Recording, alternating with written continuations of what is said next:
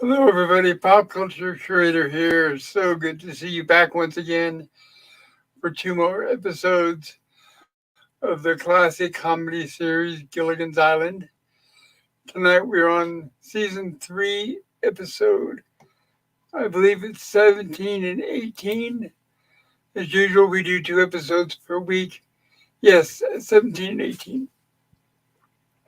Sorry, my voice is a little weak, but I've got my good friend and co-host Gorilla's Random Thoughts here to help me tonight. How are you doing, Gorilla? Well, I won a buck on solitaire verse, so I'm doing good so far today. Well, I've earned a buck, congratulations. and it only took 18 ads, so Okay, that was solitary what? solitaire verse. It's part of this app called Just Play. You sit there, you can accumulate points by either taking up their offers or by playing games, But and the app, so all these apps they submitted that they they have a deal with Just Play, and the apps that you play on make money through make you watch ads. So Okay, is that on your phone? yeah, so basically you're getting paid to play the game and to watch ads. How do you get the money from actual money in your PayPal, hand? PayPal, Oh, okay, cool. Well, or I'm you glad to can get, hear or you that can for get you. like an Amazon gift card or something. But I just take the cash. I would take the cash too, so I don't blame you. Yeah. Yeah, I think it's gonna be a good night. You got your kids with you? Nope. Oh, good. Maybe you'll get a little bit of sleep. All right, let me pop open the chat here and say hello to everybody in the chat. Hello, hello, beautiful people. Thank you for being patient. I know some of you have been here a while. It looks like first one to comment is Stone Racket saying hi, pop culture curator. Good evening. Right back at you, Stone Racket. Good to see you. And Stone Racket says, pop culture curator. I'm very happy to report that I got the first like vote on that thumbs up meter. Well, thank you, sir. I hope everybody else feels the same way. Oh, my voice sounds terrible tonight. Well, I can cover chats. That's not a Thank you. problem. I appreciate it. Yeah, and welcome Stone Racket there, and welcome Suzanne X-Teen. She says, hello, Pop. Then she says, hey there, Hello, Gorilla. Suzanne. And Stone Racket also says, hello there, Gorilla. And Stone Racket says, hello. Suzanne says, hello to Stone Racket. And Stone Racket says, please allow me to introduce myself. I'm the president of the Mariana Summers Advocacy Group Massage. We feel that Mary Ellen is the sweetest, most awesome farm girl from Kansas since Dorothy Gale. I'm assuming, and that Dorothy Gale was the from the Wizard of Oz. Dorothy. Yes, Okay. Hey, I got a culture reference. that's right. Except that the character of Dorothy Gale was supposed to be like 13 or 14. So between the two, I'll take Marianne Summers any day. I mean, Ginger is beautiful too. I mean, no offense. Tina Louise is hot, but yeah, I'll take Marianne any day. She was lovable, cute, and she liked to party. She was fun. So tonight, like I said a few minutes ago, we're going to be covering. I got a grape in my throat. Season three. First of all, we're going to be doing the first episode. Will be season three, episode 17, Court Martial. And this episode aired Monday, January 9th, 1967. And the description is as follows. The professor recreates the Minnow voyage to disprove a Maritime Board charge that the skipper was responsible for the wreck of the Minnow. But their efforts prove that the person to blame for the wreck is actually Gilligan. Once again, I shouldn't have read that. I hate when they give away the whole plot and the whole ending. That really upsets me. So I'm going to start ignoring it next time. I apologize for that, everybody. Spoilers ahead. So let me get everything queued up. I apologize again for my voice. No, you're fine.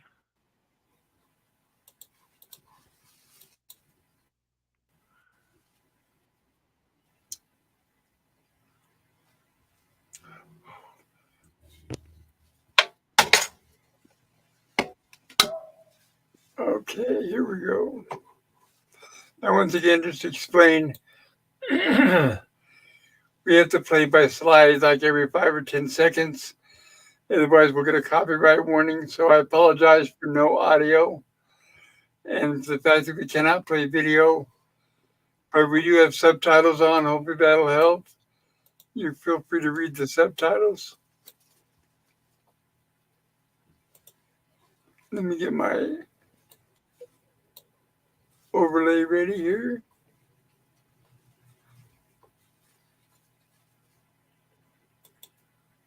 There we go. That overlay actually helped.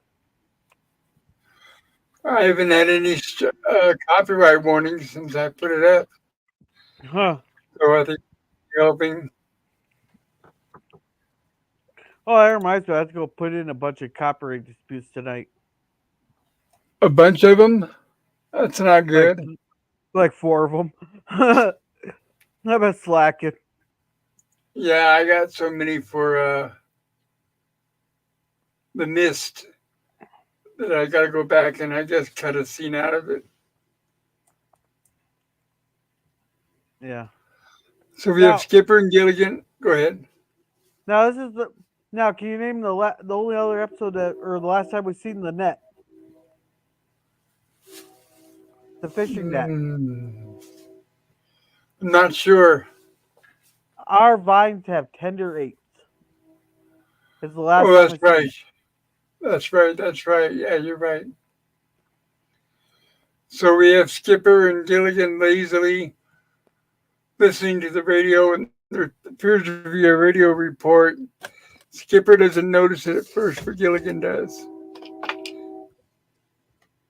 And then this is the announcer.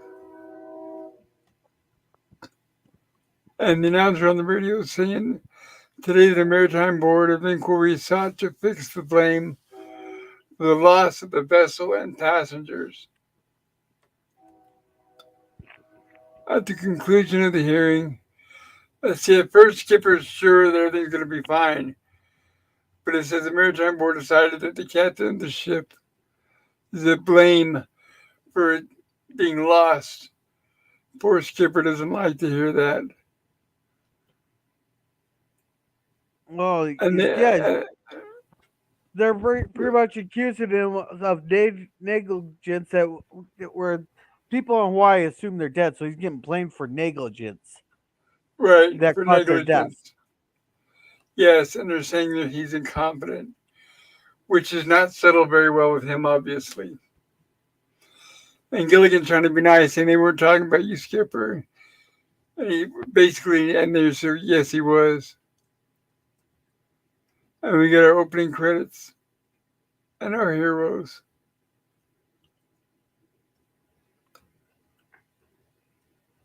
Yeah. Sit right back and tell of it.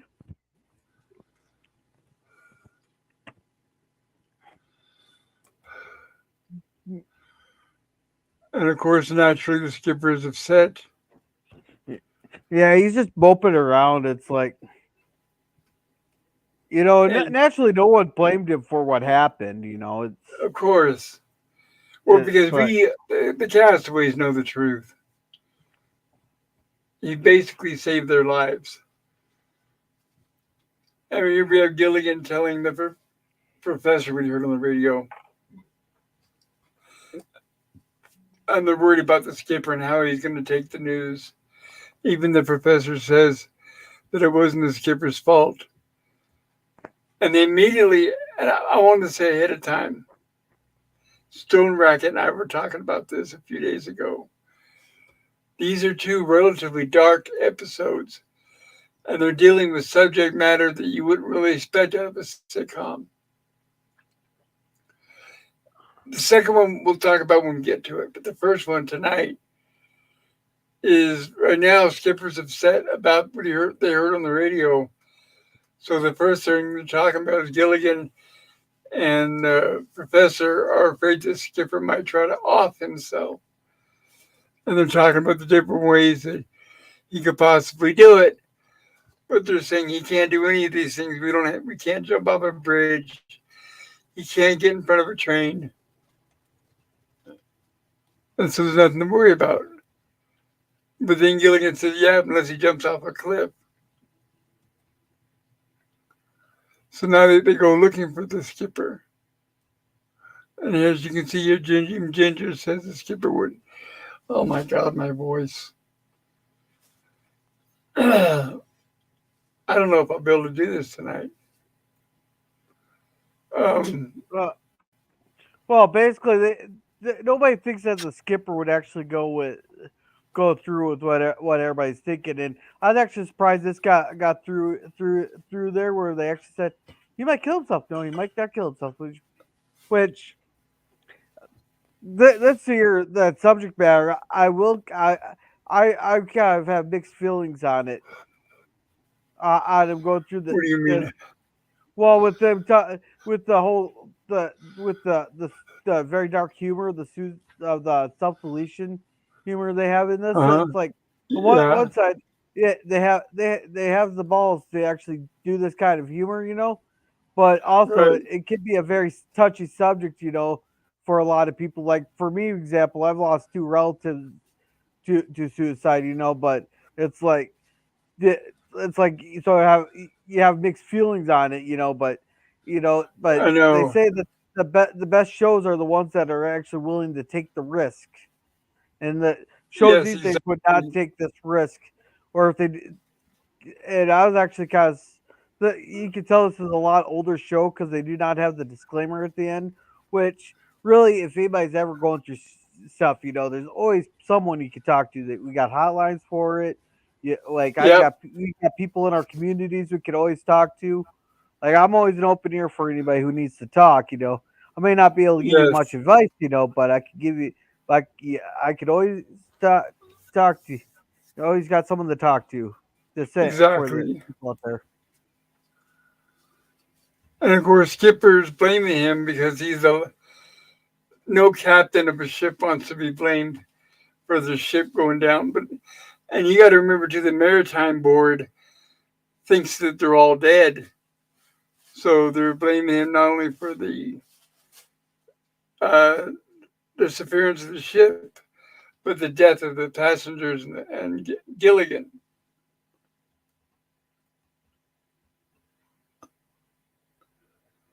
And Gilligan, Skipper's working with some vine. Gilligan sits there and offers to help him. And Gilligan is just trying to make him feel better and talking to him.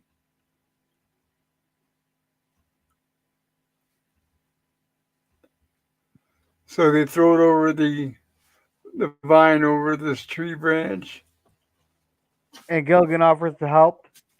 and Gilligan's And helping. that's And what then this is when Gilligan realizes what it is. hey hey, at least they didn't play dumb with Gilligan like going, oh, what's this here? Why is there loop in it? At least he realized what it was. He pulled it down right away. They didn't play stupid on that. Exactly. As soon as Gilligan realizes what it is, he pulls it down, and he says, "I'm not going to let you do it." So Skipper goes on to the next detail here, and is considering actually jumping off this cliff. I didn't realize how serious this was when I was a kid watching this. I've seen the episode many times when I was very young, but this is the first time I've seen it older like this in this frame of mind. And it's interesting how they handle the dark humor. And just as Skipper gets ready to jump, Ginger runs in and stops him.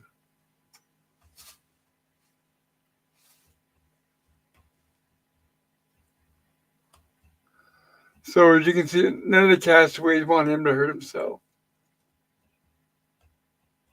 And they're trying to distract him. Marianne runs in and grabs him. And they're talking right now about how he's in a bad condition mentally.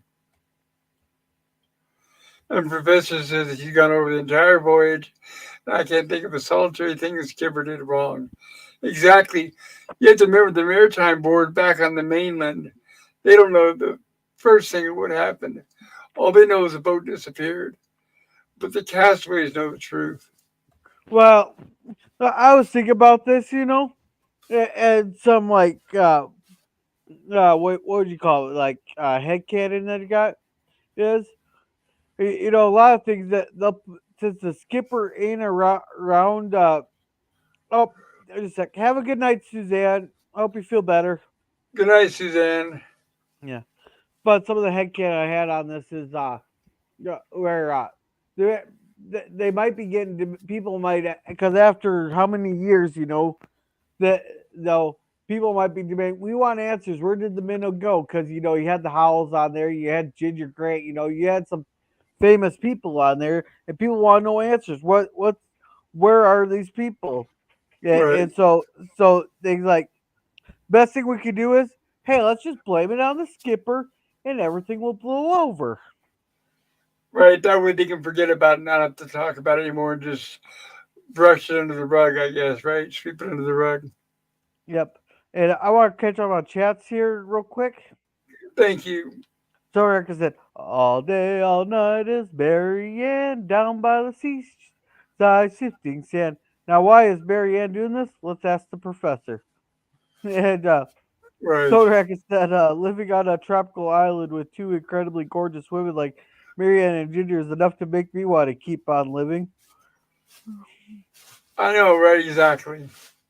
Now, viewers, please take note. Ginger clearly says, oh, Marianne, you did it! And Marianne rescues the skipper. We at Massage never underestimate the Marianne factor. Nope. And Suzanne says, sorry, Pop, I just got hit with the dizzy spell. I'm off to bed. Dear, have a great stream. You take care, Suzanne. Yeah. And welcome, Scurvy. Welcome, welcome. It's Hello been there. a month, Bye. and it's been a couple hours since I see you. Welcome, welcome. He's saying hi to Stoner and Susan. Hope you're And doing welcome, well. and welcome, Euler Greg. He Hey, says, Ola Greg. Hello, and hello. the rest. So Erica says, Suzanne Xing, oh dear, please take care of yourself. Get better soon. Yeah. And Euler Greg says, that rug has a big lump in it. Hello. Yes, it does. Yeah. And welcome, Pickles. Welcome, welcome. Hey, LDG. How you doing, buddy? Hope you're doing well. Yeah, that's all the chats. All right. Thank you. And now Skipper says to the professor, all my life I've lived by the rules of the sea.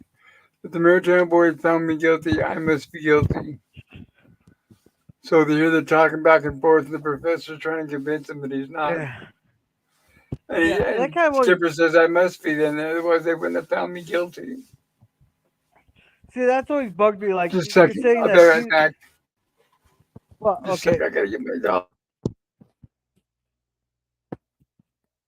Oh, and Sorek says, Scurry, how about some apples for you? Oh, but no, but that's always bugged me that like a group of people cannot be wrong. No, just because to me the way they made it sound, especially as much time has passed and all that, it's like they're just looking for a scapegoat. People are demanding answers, and the people are just wanting a scapegoat. That to me is what I figured was going on is that they just wanted a scapegoat. So and Scurvy says, how about them mangoes is what they might say on an island instead of how about them apples. That's true. Well, How about them actually, coconuts? Scurvy, how about them pineapples? Then he still got the apple thing. See what I did Oh, there? that's See what I true. did there? Yeah. Yeah, yeah. I and Father Greg says I need a scapegoat.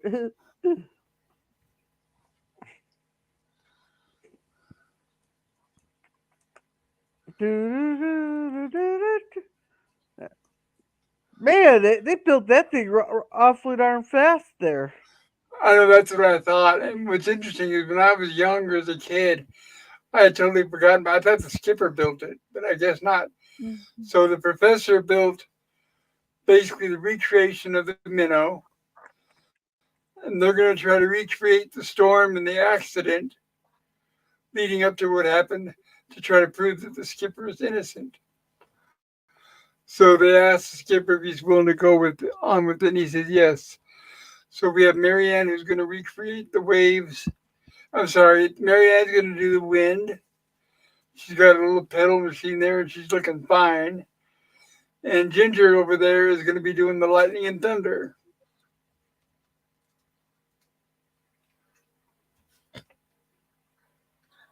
Now, as Go ahead. as as fast as they built that little makeshift minnow thing there, I think Justin Trudeau should hire these island folks here to for his new his new project he has in Canada, where they're gonna build like 3.9 houses for new houses in the next I don't know how many years there. Therefore, to solve the housing crisis up there. But if you do the math on it, that'd mean a new house would have to be built every 16 seconds. So they might need the Oh, Gilligan crew to speed that up there. yeah, I don't think I'd want to live in one of those houses. Yeah, but this is so funny. Yeah, the numbers sounded like great, and it's a great ambitious plan. But if you actually do the math, it was actually impossible. That sounds like something a politician would say.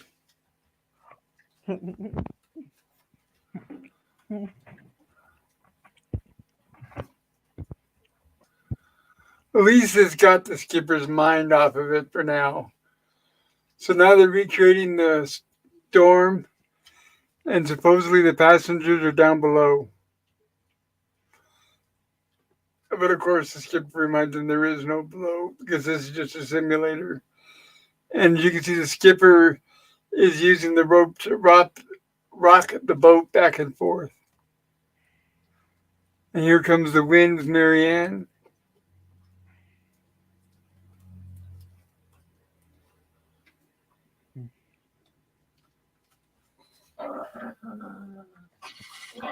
Yeah. And now that now during this thing here, that Ginger is actually using an electric generator from when we had the Uh-huh. Castaways Pictures Presents to generate Yes, this lightning. exactly. That's the same generator, right, from a prior episode. I like the continuity that they use the same props. Yeah, and this episode was also supposed to run parallel to Quick Before It Sinks. What is that? What do you mean? Quick Before It Sinks was another episode. Yeah, with Gilligan's Island? with the fake story and the fake minnow to ride out the storm and stuff. Oh, okay, That gotcha. Is it one we have not seen yet? um I don't remember uh, that. Yeah, I think so because I don't remember that name yet. there's a season 2 episode, I believe. Oh, then I guess we did. Yeah, we're on the sweepstakes and the Castaway Pictures presents. Oh, that was called Quick Before It Sinks? Yes. Duh. I should have remembered that. And here's Ginger recreating the lightning. Yeah. I'll see if I can get it quick. There we go. Hopefully that's not enough to get me copyright stricken. But that's what it looks like when it's moving. Aye, aye, sir. So we have Skipper Gilligan several times up, almost ready to fall off the boat. Skipper, we're headed straight for the reef, so he tells Gilligan to throw the anchor. Yeah. And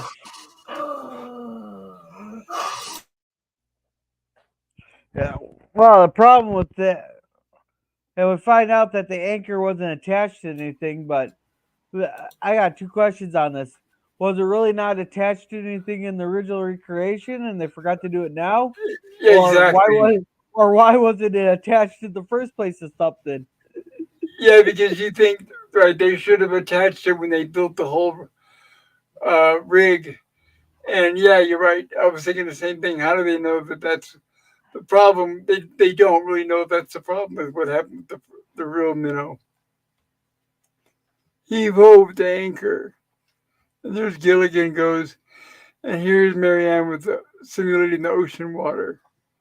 And Gilligan gets splashed and he throws the anchor. And here's the skipper realizes something's wrong and they're headed for the rocks.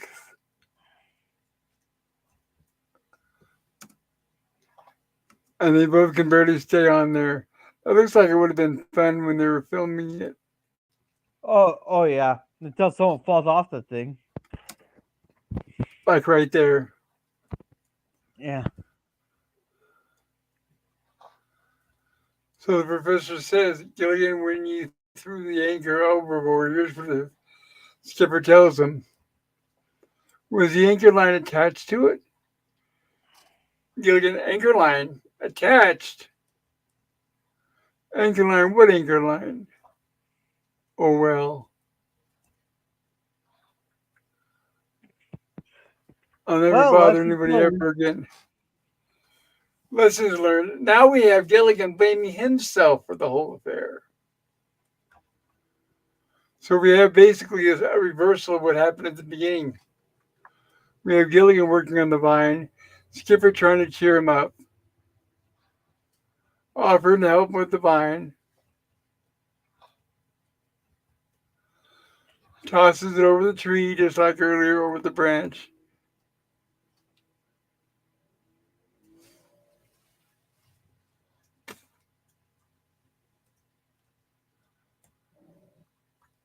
Skipper's trying to convince him that it's not his fault.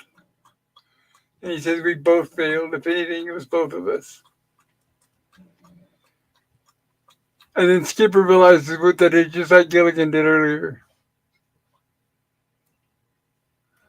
So they figure the best thing for them to do is both of them pack up their bags and leave to the other side of the island. It's the only honorable thing to do, I guess.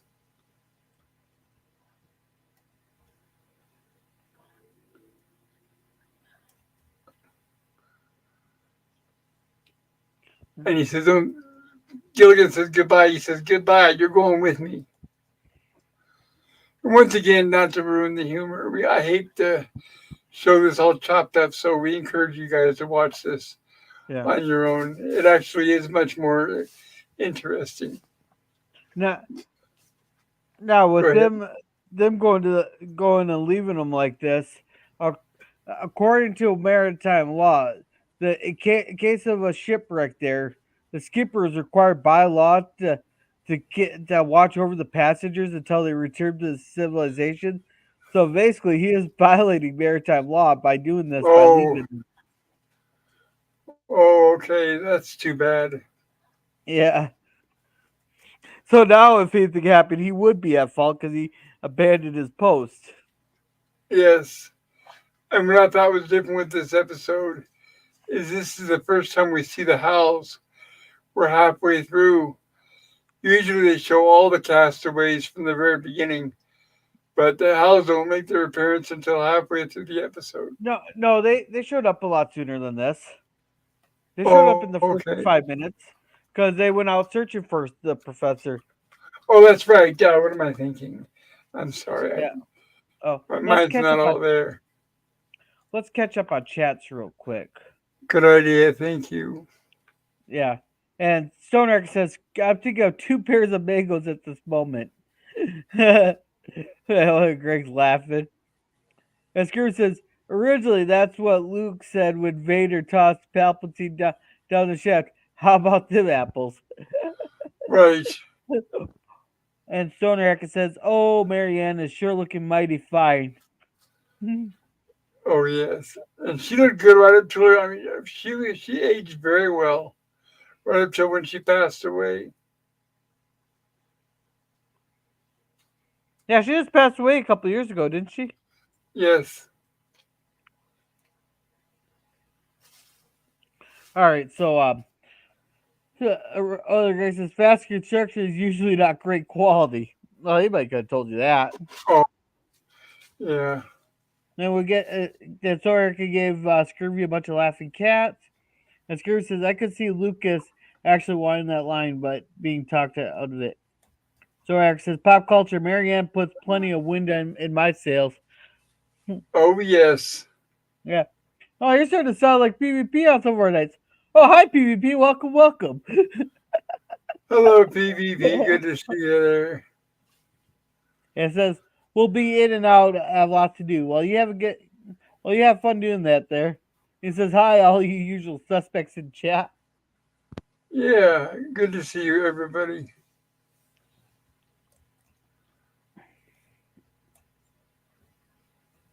And of course, the castaways doesn't they know the Gilligan and Skip are not responsible and don't want to see them leave.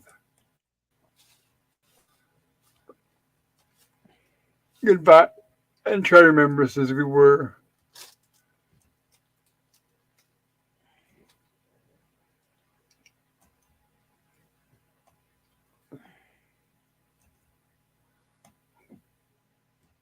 And there they go,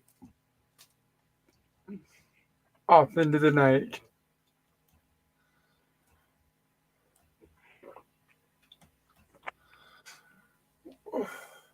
In actuality, another thing too is Skipper and Gilligan do most of the work, and a lot of they're responsible for a lot of the passengers' safety. So the passengers aren't really, the other castaways aren't really safe without them.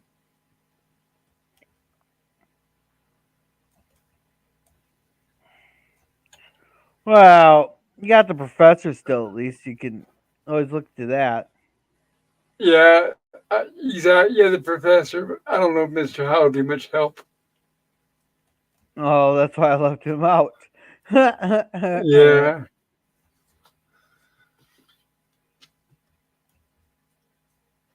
and of course Skipper telling him to go to sleep. Well, that's because Gilligan keeps talking and all that. Yeah, he's still got his mind on what happened. Well, they're talking about the pirate ships and all that because he's wondering what all this led to. He said basically since they started sailing the sea, there's always been maritime law, you know. But you know, it's kind of funny. This episode is called Court Martial, but no actual court martial is held. Uh, Marine Board inquiry or maritime because a court martial will only happen on a military ship. Yeah, you're right.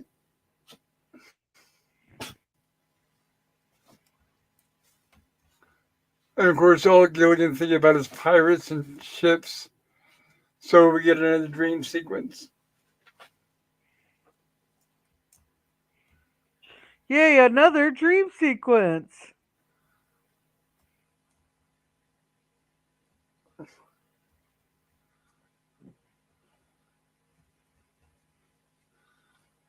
And we have Skipper as the Gilligan as the captain, and even then it looks like apparently he's inept. Yeah, well, he made his telescope droop. He, you forgot to. No, not giving that joke, not giving. And And here we have them being. Go ahead. here we get the pirates here that I think they just pulled the most famous pirates out of the thing because you got the two pirates from Treasure Island there, Captain Kidd and Long John Silver, and then you got the Peter Pan one from their Captain Hook. captain. Yeah, That's right. Mr. Howell is Captain Hook. Is that or is that Professor? Maybe it's the Professor. Oh well. which one? The one with the hook. No, that was Mr. Howell. Yeah, that's what I thought.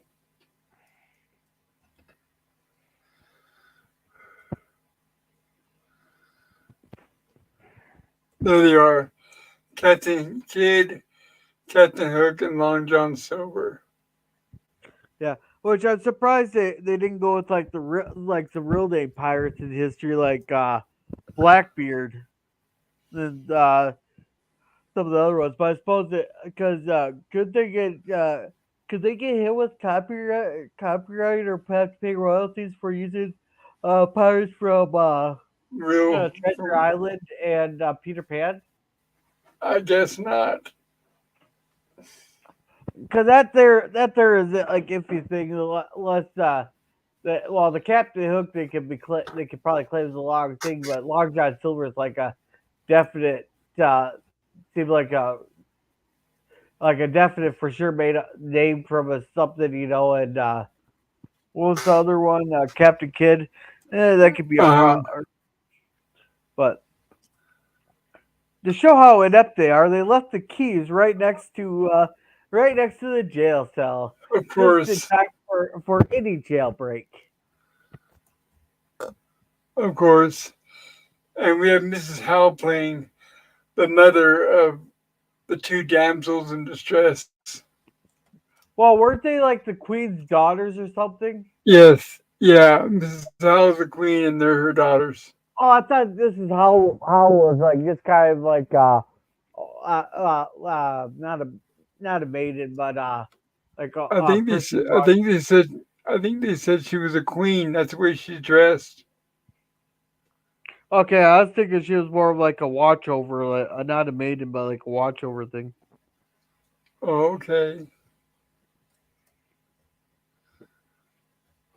And of course, Captain Gilligan busts through the door. Your lordship, what can we ever do to repay you? And of course, I'll think of something. But first, I must deal with the scoundrels. And I thought this was a good joke because he busts through the door on his way in. And then on his way out, there's another door right there he closes so that he can bust through it again. Yeah. Oh, yeah. You want to hear no fun fact here? What's that? Captain Hook and Long John Silver were both fictional characters from the books Peter Pan and Treasure Island. But Uh-huh. William Kidd there was an actual pirate there that was Captain. convicted of piracy. He actually attempted to bribe the judge and jury, by claiming he buried treasure and would have shared it with them. But Uh-huh. failed, and they hanged him. That's where we get the idea, the concept of where pirates buried treasure was from that, which was the concept for Long John Silver in the Treasure Island. But Yeah, but in actuality, most pirates spent all their money on how can I put this politely, booze and tobacco and concubines. I think that might yes. be the best Yeah, way to and the put booze. Yeah, and I think the booze was mostly rum, wasn't it? it. Rum, oh, and a bottle of rum. Uh-huh. Yeah, so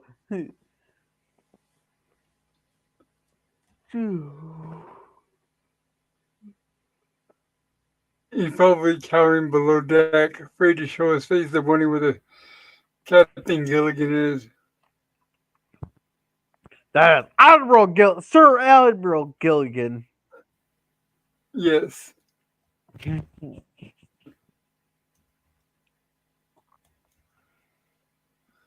then they are opening up the treasure chest. Oh, I did you ever see so much money? Oh, I'd like to take off my boots and wade barefoot. Oh man, that's a lot of gold doubloons Yeah, that'd be or worth a pretty doubloons. penny today. My favorite one is there's actual companies that'll go out and they'll sit there and search out for shipwrecks, especially Spanish ones there, to look for the gold that went down with those ships, and Right. they actually found a ship that went down in the Caribbean there. It had millions and millions of dollars worth of gold on it, and Jeez. but the government made like a special deal with Spain where Yeah. Spain would get their gold back and the U.S. would get some kind of thing back. These people weren't even compensated for it. It costed them over 500,000 some dollars to like $1 million to find that shipwreck, Uh huh. and they got it all confiscated and all that gold went back to Spain. I've heard that it depends on where you find the money because it could belong to the country, or they might snag it and put it in a museum. Now, well, this falls under this maritime law that it always went by finders keepers. They spent the money. They went and searched the shipwreck that's been lost for over 200 years. There, but the amount of it, Spain decided they wanted it back, and they made some special deal with the U.S. government there, and they didn't even get confiscated for all the money they spent to recover that. Yeah, to find it. Yeah, they spent well over $500,000 searching for it and go down and getting it. That's too bad. Historically speaking, though, it's nice that they found it. I'm sure the government was happy. Yeah, but that usually falls under. But maritime law has always been finders keepers. On that, you go get it, you can have it, and it was right. It was in American waters, I believe, because I believe it was right off of Key West. But you're always gonna get screwed over for something, I guess. Exactly.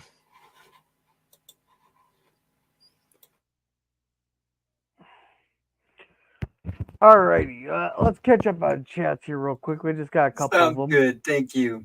Yeah. Stonearker says, viewers, please take note. Marianne is the only castaway to say the word love in this scene, where she tries to get Gilligan and the skipper to remain with the group. And other Greg says, "Aw." And Stonearker says, "Ahoy! Pirates off the starboard bow, mateys." And other Greg says, "Prepare to repel boarders." Boarders. That's right. All right, we're all caught up. Thank you, sir. And we continue with our little scuffle here. So I guess we get a lot for a Gilligan's Island episode. We're getting a lot of action. Yeah, because they have one head. And it's kind of funny. He goes, "Here, I'll even make you a fair fight for you." He tosses them all the swords, like every single one of them. Right. Oh man, I laughed at that. I was like, even though I knew exactly what to expect. It's great costumes. I like the costumes. Walk the plank. Come on, matey. Up you go. Oh, Lord Admiral Gilligan, I'm certain you will be knighted for this.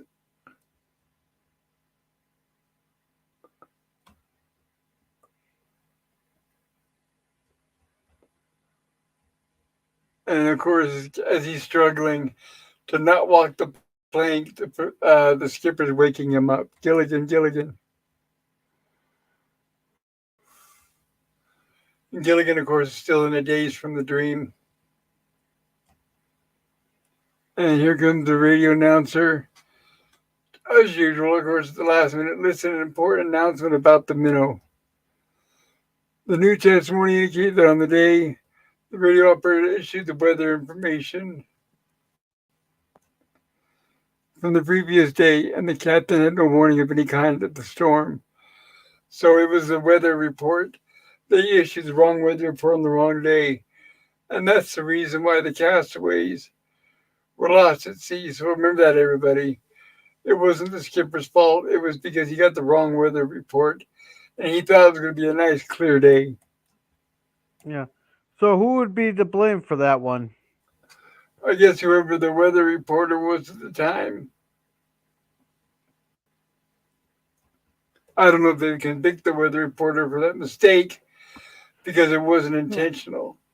Well, yeah, because something like that would fall under intention there versus and it's an easy mistake.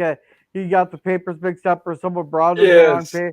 You know, you can play the blame game all go all the way around. You know, you can just sit there and play the blame game or go, honest mistake, case solved. They couldn't. There's nothing could have been done. Exactly. And this is the first time that something wasn't cut out of syndication. It's about time. Yeah. I'm glad to see that.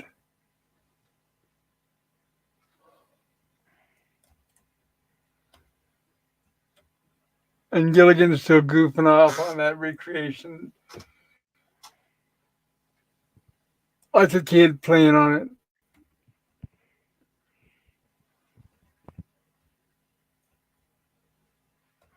And Gilligan pulls on the ropes, or Skipper pulls on the ropes.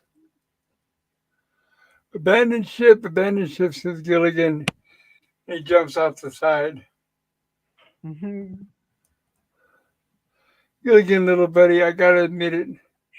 And of course, I don't remember. I have to skip the next line because we can't show all of them. Well, But he just basically makes you're the best person to jump overboard or something like that. yeah, exactly. And well, we're getting the next episode ready here. Skipper as a pirate is great. And he says, "I mateys." And I don't forget, agree. 2024 Talk Like a Pirate Day is Thursday, September 19th. Oh, that's Want to right. make sure they remember that. All right. All right. And PvP says, I did that 5 years ago. We're taking the 55 plus job reentry program at the Community Resource Center. Some were amused, others thought it was crazy.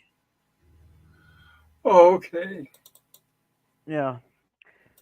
And Gilligan is a sound sleeper here with the because those helicopters they are loud. You can hear them from over a mile away, and it's actually surprising that nobody else heard, came rushing down to the lagoon hearing this chopper Exactly. coming in. Well, yeah, apparently he's listening to the radio, and at first Gilligan thinks it's static because he mentions, well, this radio's got a lot of static, but it's actually this helicopter approaching from behind.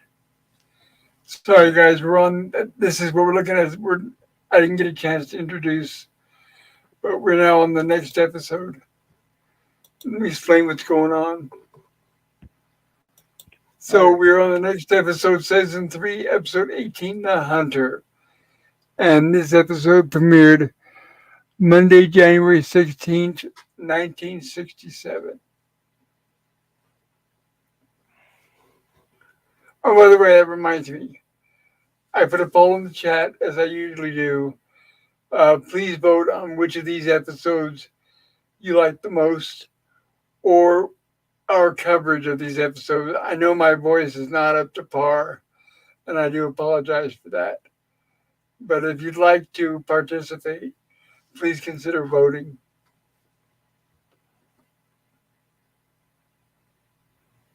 Now, this I can read the description because it doesn't give it away too much. The description is as follows: a big game hunter arrives on the island. Upon learning there is nothing on the island to hunt, he chooses instead to hunt one of the castaways, and he chooses Gilligan. This is taken from The Most Dangerous Game. It was a book, and there was many movies made over and over and over throughout the years. The plot is very old. It's an old trope. Yeah. No, well, not only just movies, like every single show like this, or that was episodic that has done at least one episode that has the feature the most dangerous game. Because I remember Simpsons did it. I think Family Guy did it. I believe American Dad's done it. I'm Now not Gilligan's Island's surprised. done it. Uh huh.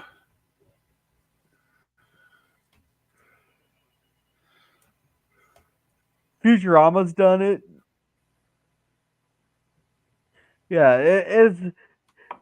Whoever made the book, but they should have made some money on that. I like this angle of the lagoon. You don't see it very often. This is from the opposite side, looking back at the beach where we usually see them do everything. So it was nice to see a change of angle.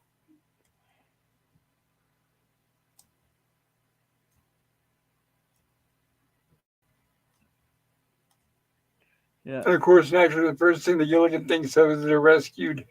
So he's going to go and rush until they, as we'll see here. yeah. No, that helicopter there, that there is a Bell 47, you know.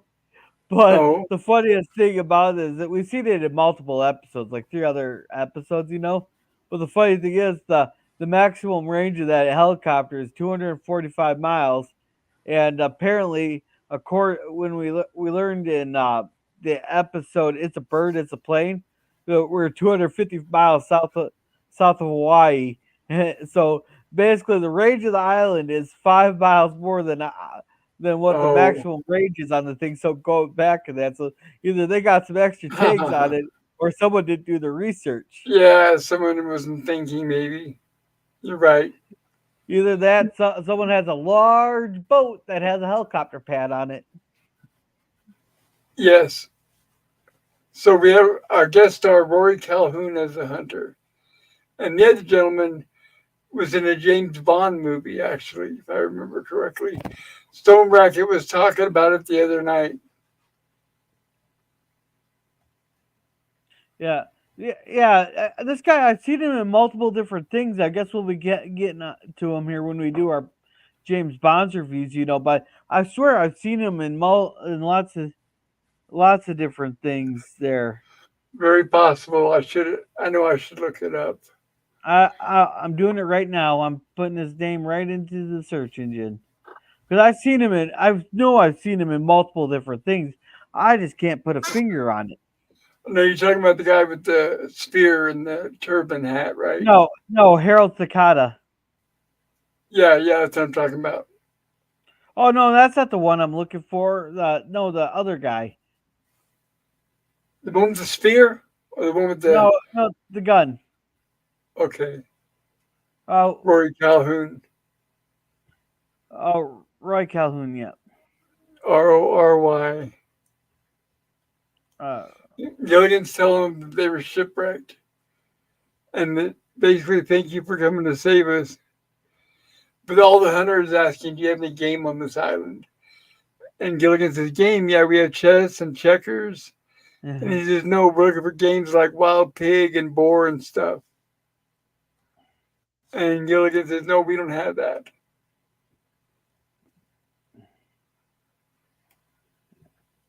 oh, So Gilligan rushes off to tell the castaways of what's happening. Now here's where the hunter's talking to his assistant. 7 people on the island and nobody knows they're here. Ramu, we're going yeah, hunting. yeah. No game on It's it. Go ahead. it's funny. I'm looking through his thing here. There's a few shows I recognize, but none of the things he's been in I recognize. But yet I swear I've seen him before. In some Okay. Oh, it was in one episode of Bonanza, but Oh, that's everything else is. possible. Oh no, the Secret of Monte Cristo. No, I seen the. That might be it. The Secret of the Monte Cristo film. Okay. Okay. So he says, now we're going hunting. And the assistant reminds him that there's no game. He said, well, perhaps not the four-legged kind. Track down and kill the most challenging of all game, man. And we got our opening credits of our heroes.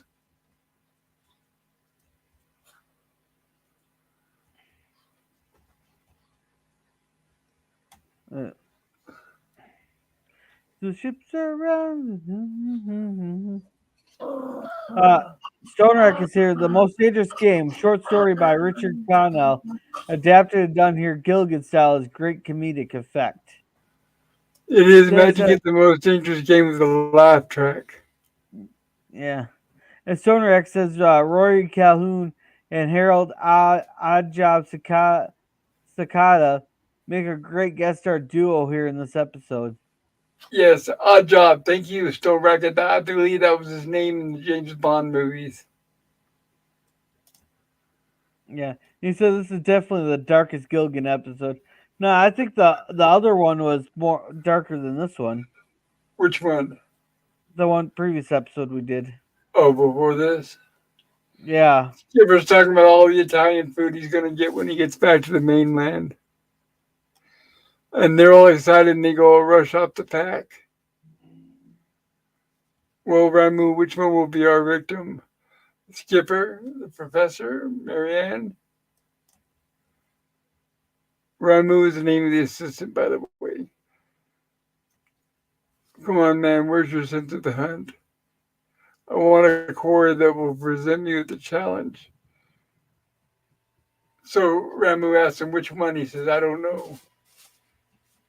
I have to question each and every one of them to find out who will give me the best run for my money. Yeah. No, no. What's kind of funny is they said there's no. They keep saying that there was no wild game on this episode, but I think we forgot about the one the from where there's a will when they sat there and captured a wild boar. A wild boar, and that's where Mr. Howell thought they were talking about him. Unless that was the last one on the island.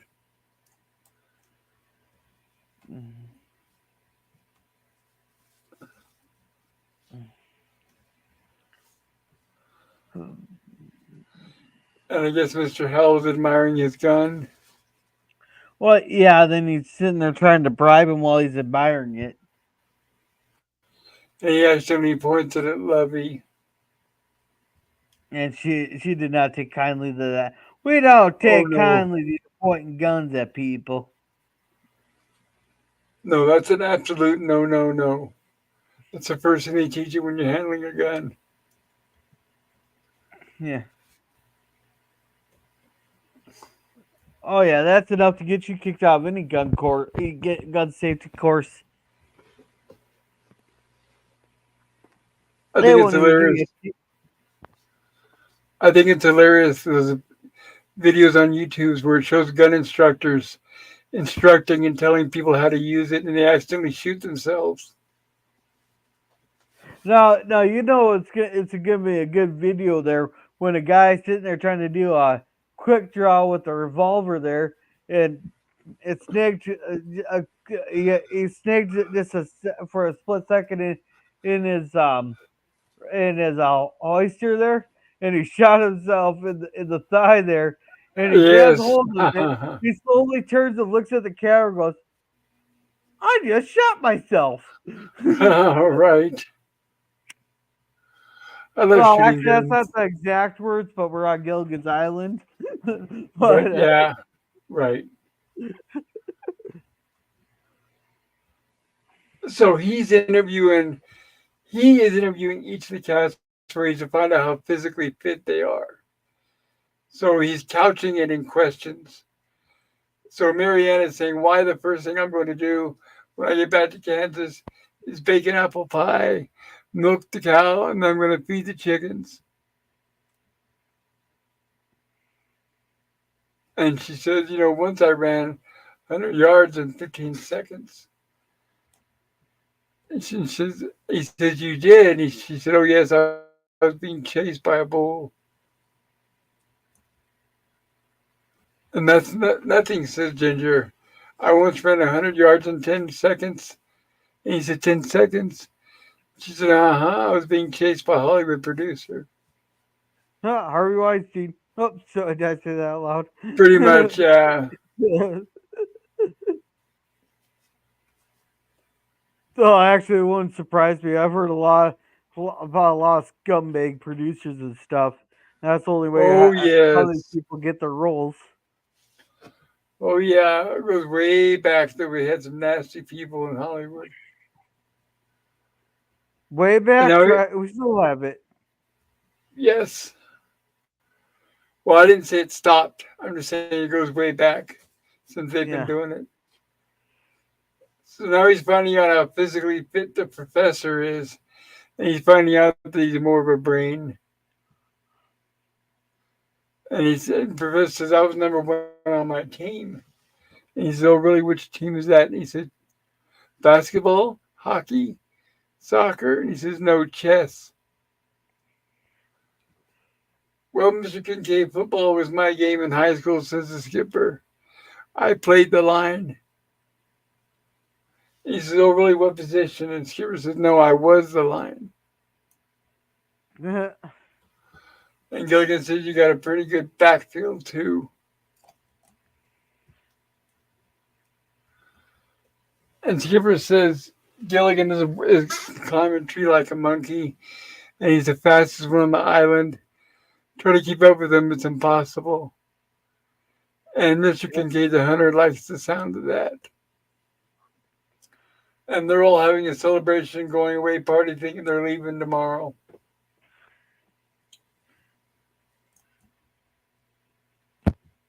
Yeah. Oh man.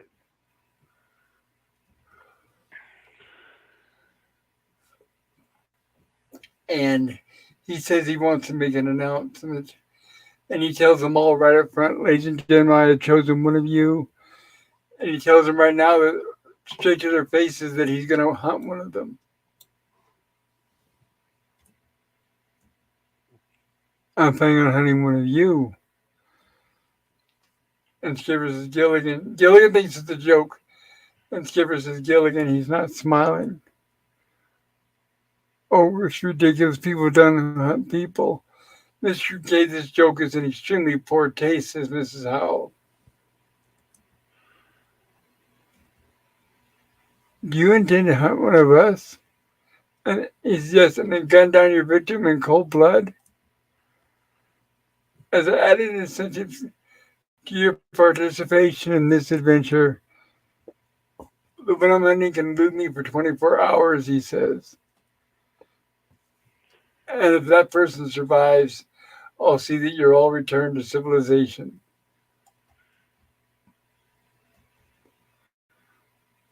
And poor Ginger, but I'm a girl, and he says, I can see that.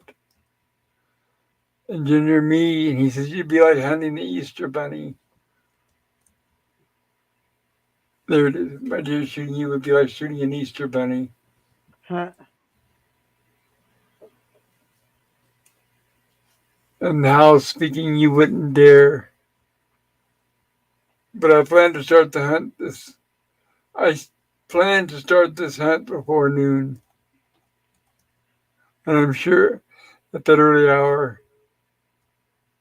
Of course, I can't read it. We have to skip frames, so we can't read all the text. So, once again, everybody, I encourage you to watch this episode on streaming or purchase a physical copy if you can. It's a great episode, so you gotta see it. Mrs. Howe is very actually, she stands out in this episode. Very outspoken and brave when you think about it.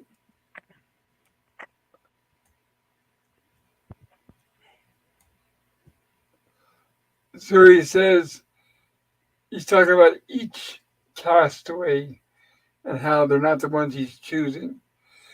Now he talks about the professor. Now over here we have a chess player. But by the time he's figuring out his next move, Yeah, he'd have a shot. right, he had him shot Skipper's before he could figure out his next move. yeah, Skipper's too big of a target. And He wants slow. he wants Gilligan.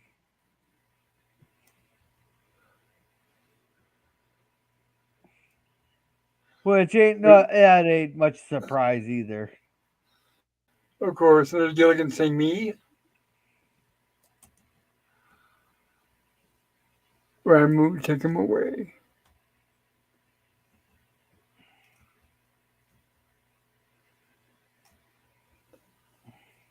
And now the professor says, I'll make a quick break for the helicopter and radio for help. We'll show that big gun, says Skipper. And then the hunter comes back and says, if you have any ideas about using the radio, forget it. I have the tubes.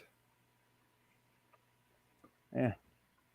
But couldn't they just take the tubes out of their radio and put it in his? Not going to be the same ones. Okay. They look the same, but there were many, many different kinds. Yeah.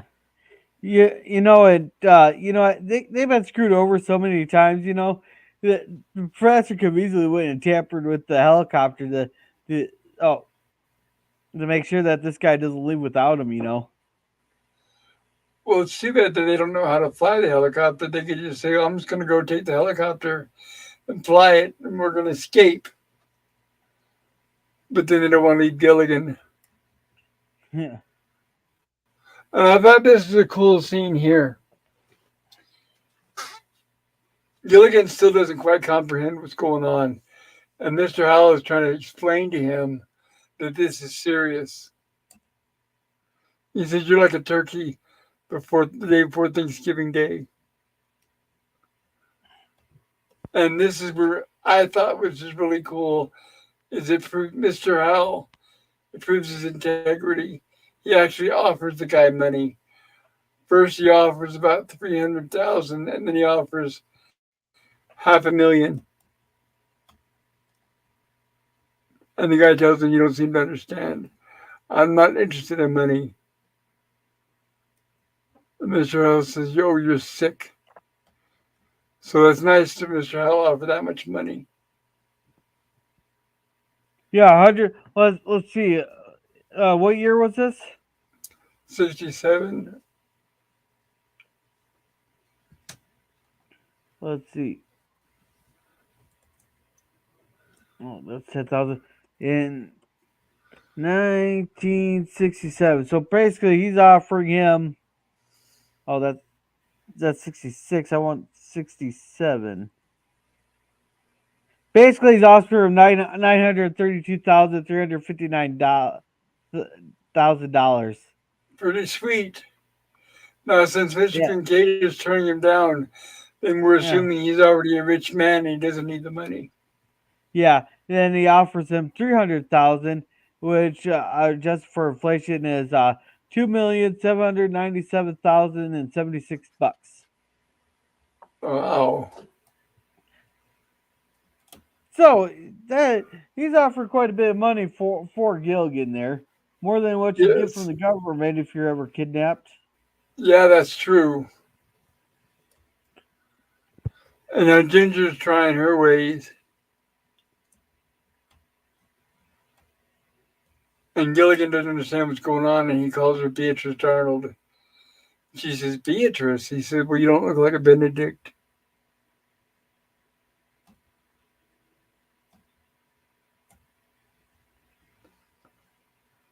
Yeah, does it been? Yeah, it's kind of funny how much everybody goes up to bat for Gilligan on this here. Yeah, I like it. It's very cool. It shows how much they care and their bravery. So Ginger is trying to lay the moves on him, and she says, let's have a drink. And so she pours something inside it's pineapple juice. Then I, Yes, it is. I'm just crazy about pineapple juice. But he puts it on the table, and unfortunately, Gilligan drinks it.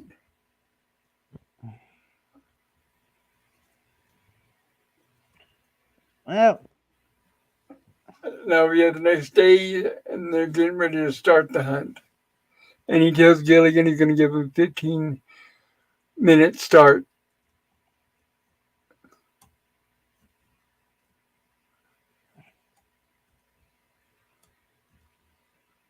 And it's only been 5 minutes so far. And of course, he has all the rest of the castaways locked up in this cave. yeah, And he tells Random uh, to guard them well. yeah. Now I got a question for you. Uh huh. What you're being hunted by this guy? What is your tactic gonna be? And this goes for anybody in the chat too. How would you evade this guy for 24 hours? Well, I guess I'd head to the other side of the island, try to build some place to hide, perhaps. Why did you have something in mind? Well, I was thinking a different couple ways. You got plenty of caves you can hide from, but you need to escape route. Right. That you probably check that.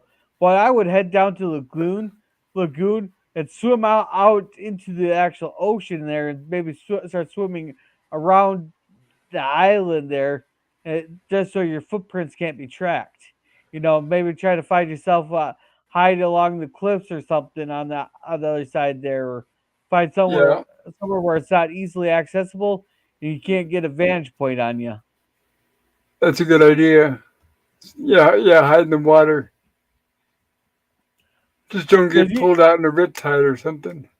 well, we know this guy's a tracker, so you just got to find good places to hide there, Yes, and exactly. and y- and just and use the water around it to your advantage there to hide where your footprint. Yeah, your footprints will go into the water, but where do they come out? Is the question. And then hope he falls for it. Yeah. Hey, and welcome to the man of many words, there, Cody guy. Hello, Cody guy. Welcome. Hope you're doing well. Good to see you. Thanks for joining us. Yeah, he says good evening, and then Stone Record says pure as sweet Mary Ann. All Oh, right, yeah. that's all our chats. So, So he stops to drink some water out of the canteen.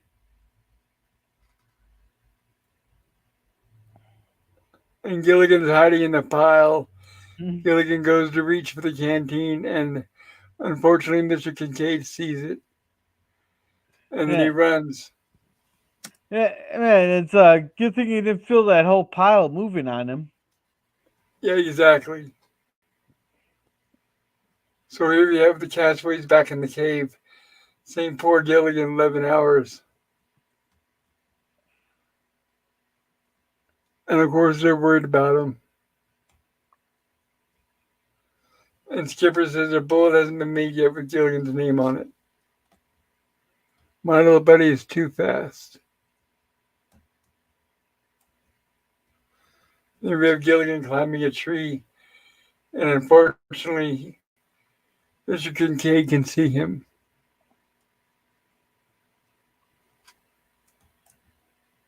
And Gilligan swings and falls out of the tree, which knocks over Mr. Kincaid.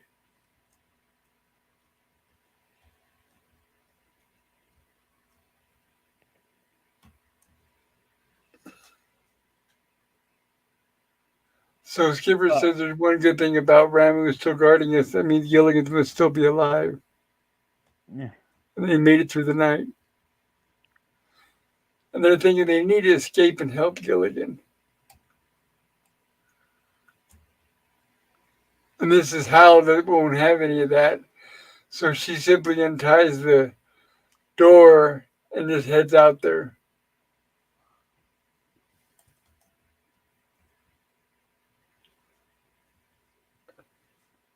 And all she's doing is basically arguing with the guy about etiquette.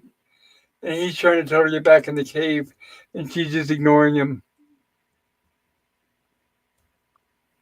Well, if you ever want to get into high society, she says, you'll have to read a book on etiquette. And she pushes past Ramu, and he gets ready to throw the spear at her. But fortunately, the castaways rush out, and Skipper gets him in a headlock. I thought that was cool. That showed the bravery of the castaways. Yeah, yeah. Now that this owl here, that there is actually what was it? Oh, that's a North American brown owl. Oh, cool. Yeah, but even if that owl was alive, it wouldn't be on this island. Not even close. It's a it's a northern Yeah, North American. yeah, that makes sense. So Gilligan bends over to tie his shoes and barely dodges the bullet. And then when he sees that, he runs. Run, Forrest, run! And Gilligan dives into the container of water.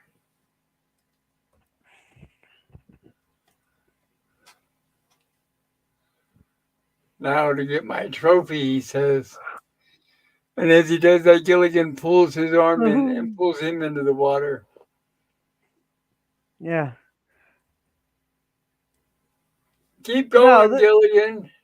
now this would be an ample opportunity to grab his gun from him. Yes, it would.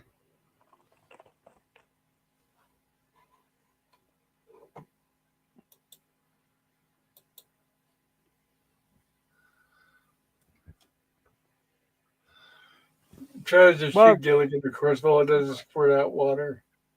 yeah, but of course they won't grab it from him. Well, now it's not even working, which is even better time to grab me. More reason because he doesn't have a working gun, right?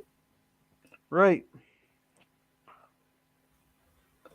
So here you have Mr. Kincaid untying Ramu, basically saying, "Shame on you for letting them get the upper hand."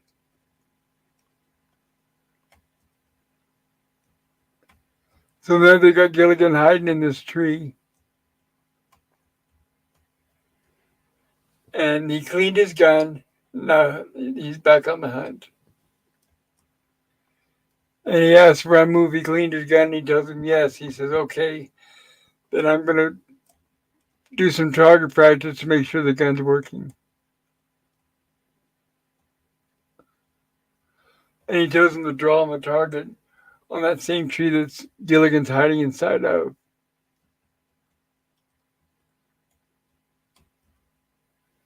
As you can see here. And Skipper and Professor are saying, "You're not going to shoot that tree, are you?" They're trying to convince him not to.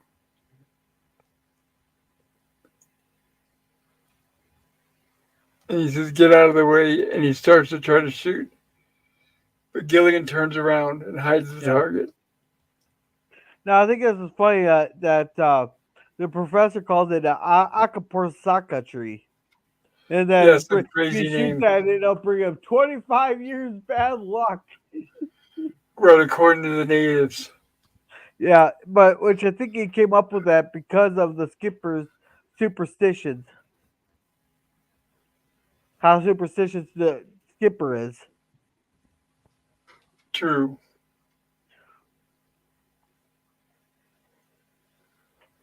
But Gilligan, of course, won't have any of it, and he keeps moving out of the way. Yeah, and the funniest thing is he rubs his eyes and goes, "My malaria must be acting up." I was Right. laughing so hard at the moving tree. The whole time the tree is moving, it's swaying a little bit, and then all of a Yes, sudden it starts moving like just start. exactly.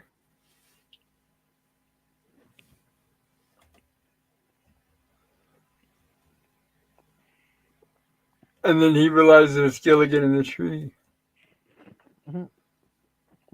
But Skipper pushes the gun out of the way. But just as he gets ready to shoot, the alarm buzzes. It's 24 hours. Gilligan's safe. But now they're saying, "Now are you still going to take us back with you?" And he says, "No, because then you'll turn me in." And Skipper says, "But we won't tell anyone." But they're happy to see Gilligan okay.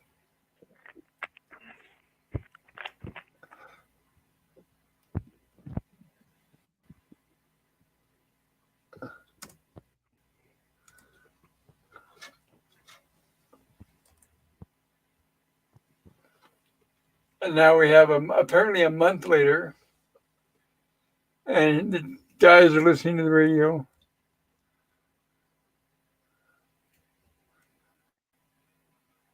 Apparently, they made a bet.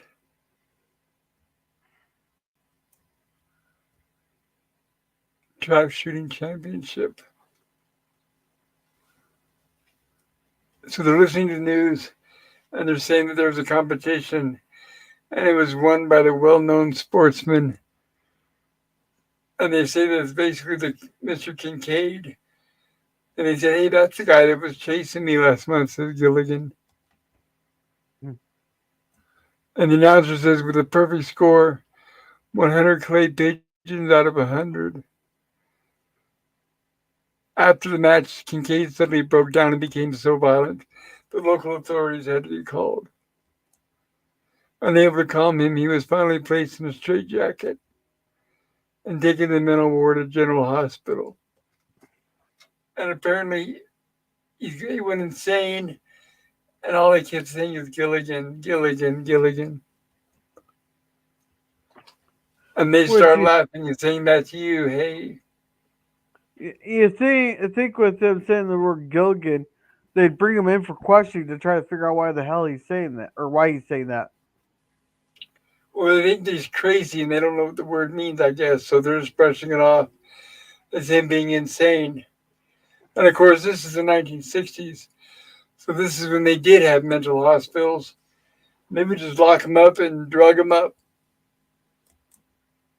You did it again, little buddy. And we got our closing credits and our famous song, The Ballad of Gilligan's Isle, which I wish I could play, but we can't because of copyright issues, of course. Wow. Thank you, everybody, again for joining us for tonight. If you haven't done so, consider voting in our poll on which episode you think was the best. Or I encourage you to watch this on your own, like I said. Hopefully not on some syndicated channel where it's being chopped up for commercials. Try to get a hold of a physical copy if you can. You can Tubi. get this, or even Tubi, but you can get this at a really good price. You can get the DVD set or the Blu-ray set. It's not expensive. So if you have a DVD player or a Blu-ray player, I encourage you to pick up this show. It is a true classic and one of a kind.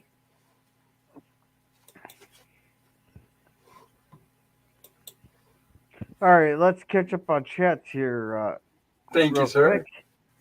Stone Racket says Marianne is wearing my favorite color, blue plus I really dig her white boots. Oh And yeah, P- beautiful. PvP says hi Scrooby, I was away a bit already voted. Yeah, yeah, he's away getting his eggnog. And PvP says Gilliganitis walkus. Yeah, it happens. Yeah, the only working tree known to man or walking tree. And Scurvy says thanks, pops. Was fun, pops. I Thank binge watched you. all the DVDs years ago. Said PvP. And Yep, Stoner says, "Pop, thank you, Pop and Gorilla. Marry him forever. Not a problem, Stone Racket. glad to do it.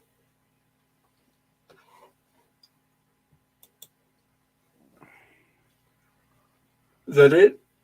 Yeah, that's all the chat. Sorry. Okay, so Gorilla, which episode did you enjoy the most? See, I'm conflicted on this. Like, I enjoyed them, but each one there, like the Hunter, for example, that the most dangerous game's been used in so much stuff. It's almost getting tiring watching the episodes like that.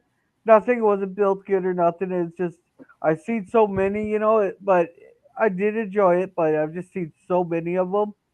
But Uh-huh. then on court martial there, yeah, I give a props for taking for actually making an episode about self deletion and all that. But that's an episode too. Some people could take it the wrong way, and or if they've had known people who have self deleted and all that, that can be hard on them. But they still, I think they did way better job than a lot of shows have done on that subject. I But agree there. they went for the humor instead of the the pity or awareness type thing. So I kind of wish they could have at least put some kind of like what do they call it? At the end of the episode, they've been doing it in modern days, but when they tackle the subject, PDA The or PSA. disclaimer, PSA. I'm glad they didn't. Thank goodness back in the 60s. Because Uh, that tells the audience that they're stupid and it looks down at the audience. no, well, I guess it just depends on the type of episode too. Like this one here, what it probably wouldn't have been a good idea, but some episodes when they tackle, or on some shows when they tackle this, it's great to have that so people can, are more aware of it. Because some people Maybe might on not be aware. There's a hotline you can maybe if call. it's a show that's tackling it seriously or something from that point of view. Like 13 Reasons Why, for example. That's a good one to why they should have a PSA at the end of each episode. I don't know what that is, but I'll take your word for it. Yeah, I'll talk about that. I'll tell you about it later. But no, I agree. So which one did you like better? The second I'm one. conflicted. It's up in the air. To be I like honest, the I don't second know. one best. I like the second one the best. It was nice to see all the castaways get involved. It was nice to see Mrs. Howell show bravery. Like I said, she really stood out in this episode. And there were two dark episodes. I thought the second one was the darkest. But it did show the castaways band together and how much they cared about each other, like a family. So I prefer. I like both episodes, obviously, but I like the second one the best. Gorilla. Oh, by the way, reminder everybody, uh, if you like this stream, consider hitting the like button. If you haven't subbed to my channel, maybe do that. And I'm going to be closing the chat here in a minute and show the results for everyone to see.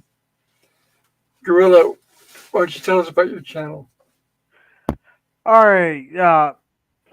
Tomorrow we are watching Jack and Jill. There, PvP's gonna love that movie for our cringe stock. Uh, Cool. for our Walton's episode, I think it's called like the spoils or the spoilers or something like that.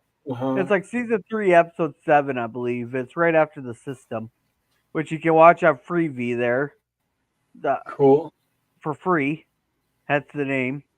Saturday we are reviewing the movie Hidden. Uh, that should be at 6 o'clock, as long as I'm back from fishing on time. Well, you know me. When I get out of the lake, I don't want.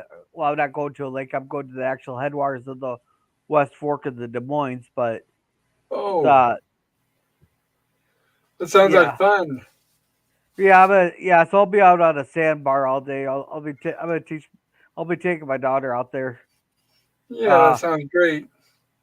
then Sunday. We got a poll in the chat for our what we are going to be watching next. I'll be closing that out Friday, and Gerb would really appreciate if you guys go in there and vote because he really wants Sharknado to lose. He wants you to vote for RoboCop.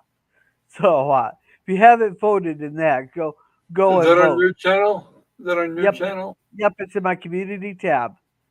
Gotcha. And then next Wednesday should be 2 more episodes of Justified, which is getting really good on season 5. Yeah, and the star of Justified is the one that's in that new show Fallout. Timothy Oliphant. No, no, no. Walton Goggins. Okay. So yeah, thank you. I appreciate that. And on my channel, um, hmm, Saturday we should be doing rumblings from the lab at 6 p.m. Mountain Time, and then Sunday another episode of the classic Lost in Space, and Tuesday on our horror sci-fi stream we're going to be covering the classic original The Texas Chainsaw Massacre from 1974. And then we'll be back next Wednesday with 2 more episodes with our good old castaways on Gilligan's Island. So let's show that poll here. Let me close it out. And let's see. Other Greg says, good episodes, guys. And Thank PvP you. says, check the poll to see conflicted, guys. And Scurvy said, yep, 50-50. And PvP says, lemon, it's like light eggnog versus regular eggnog. Well, if you have to decide on which eggnog is better, then you're not a true eggnog fan. Ha! Oh, Gorilla, I may not make it to Cringe Talk tomorrow. Does that mean I have to switch movies there? Because I picked this one just special for you, PvP, especially after you made me watch Up, Fred Meyer's Up. I picked this one specially for you.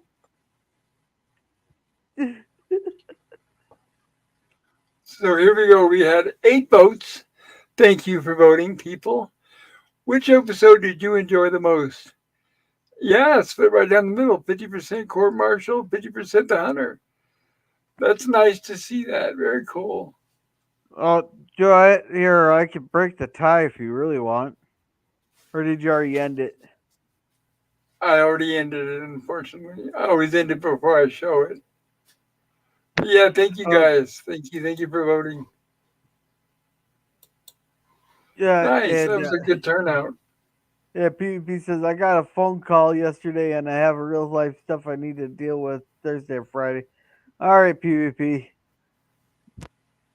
Well, maybe you could reschedule or show something else, or Uh, I don't oh know. well, we'll see. Is there any other chat? Is that all of them? Yeah, that's it. Okay, well then, I guess we're wrapping this up. Is there anything you want to say, Gorilla, before we close it out? Nope, we're good. Okay, well, thank you, everybody. I really appreciate you guys coming along and spending time with us tonight. I hope you enjoyed yourself. If you're watching this on the rerun, consider hitting the like button and subscribe to my channel. I've got a lot more content I think you'll find interesting and entertaining. Not only do I have the best chat and the best people in the chat, but I have the best co-host out there. Thank you, Gorilla, for helping me out tonight, and especially helping Yeah. with the chat. I really do appreciate it.